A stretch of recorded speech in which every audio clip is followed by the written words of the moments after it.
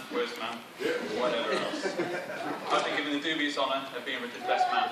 It took Rich months to choose his best man, and even when he had actually decided, he didn't actually tell me. Only mentioned it during a drunken night out and beers. When he did mention it to me, I thought carefully. After all, it's like being asked to sleep with a queen. Great honour, but nobody really wants to do it. Then I read the best man's speech, that lasts as long as it takes the room to make all so. Thank you, good evening.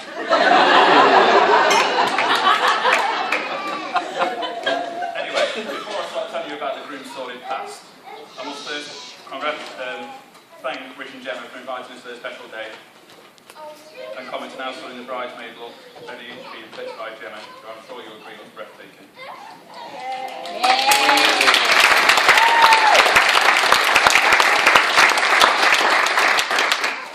Nobody ever seems to pay the groom a compliment, and I'm sure you'll agree Rich is looking pretty good today as well. Flat. For those that don't know, Rich is actually one of the hairiest men alive. That's right. I'd like to thank the staff at White Cross Youth Monkey Country.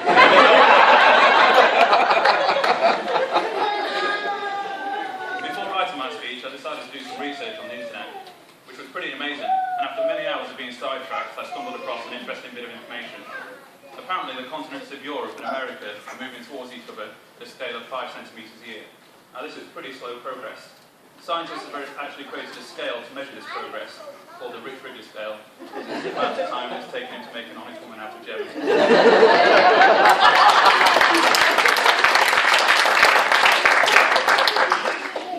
I believe it's customary for the best man to explain how he met the groom. For us, it must have been at least 40 years ago. This is a car park in the centre of Knox, late at night. Before anyone says anything, we're both clothed, no dogs were involved. It was actually a McDonald's car park, and we were the stereotypical boy racers. We met over a double cheeseburger, and the bromance began. We started going out, doing blow stuff. We should rephrase that a little bit. Blow stuff followed, such as drinking, chatting up girls and failing miserably, followed by more drinking. During a particularly heavy session, drinking shots on fire, which is a Rich speciality, we stumbled back to my parents' house and passed out. The next morning, Rich was hanging, throwing up, with my mum showing quite some concern. So much so that when he left, my mum screamed, "Don't throw up on my drive," just as Rich projectile vomited onto my mum's drive. Still to this day, when I see my parents, they ask whether he vomited on my drive. I have many more stories to tell that Rich would actually murder me for if I told them. So before I continue, I'd like to tell my fiancée that a little bit, bring up our unborn child right. So, on to what happened on the stag do's. I was fortunate enough to attend both stag do's, one in Blackpool, one in Malaga. Blackpool being your typical stag do, lots of drinking, go-karting, followed by the obligatory strip club. Having a stripper ride Rich around the strip club, while whipping him so hard he drew blood, was classic. Speaking of blood, brings us nicely onto the Malaga stag do. The lads had decided we'd hire out a bar, and 5 bottles of vodka later, the obligatory stripper, Rich was once again being sick. I won't go into too much detail, but it was the best stag do ever, period.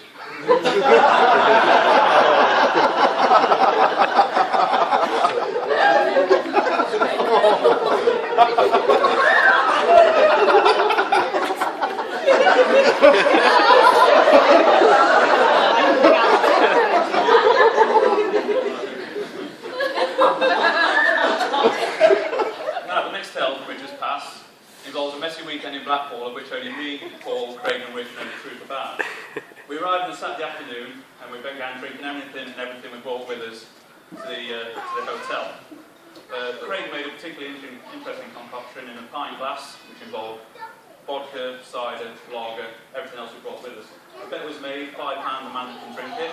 Rich, being the big guy that he is, stepped up, drank a lot, and was surprisingly fine for about 10 minutes.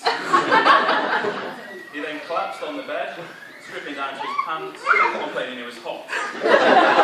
While he was in his pants, he started throwing up again all over the hotel room, before finally settling on the neck curtains as a vessel which had to more like a sieve.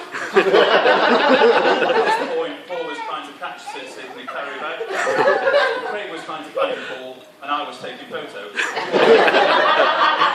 I have these photos with me today. I'm willing to start the bidding at £10. 15, 20, Twitter. 20.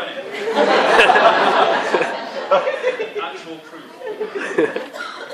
You may have realised by now that most of Richard's past involves sick, so if you see him drinking a lot tonight, make sure you give him a wide berth. I also realised that 6 stories after the wedding breakfast wasn't a great idea, so I'll quickly move on.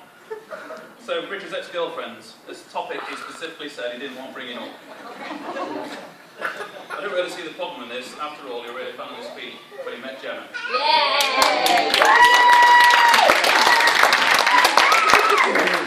Before Gemma, I only know one other relationship he had. I remember he calling late at night one evening in a complete wreck, tears down the phone. I tried my best to console him, but there was no luck. I had to drive there, only stopping at Helpers to buy a punch repair kit on the way.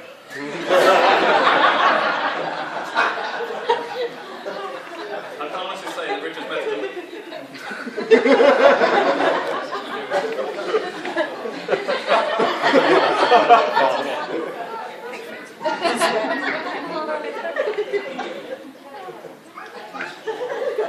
I can honestly say that Richard's met an amazing girl in Gemma and will walk away with a wife which is warm, caring, loving, beautiful and funny.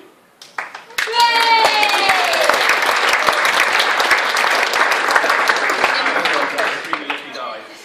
And Gemma, you leave with a stunning dress and a lovely bouquet of flowers.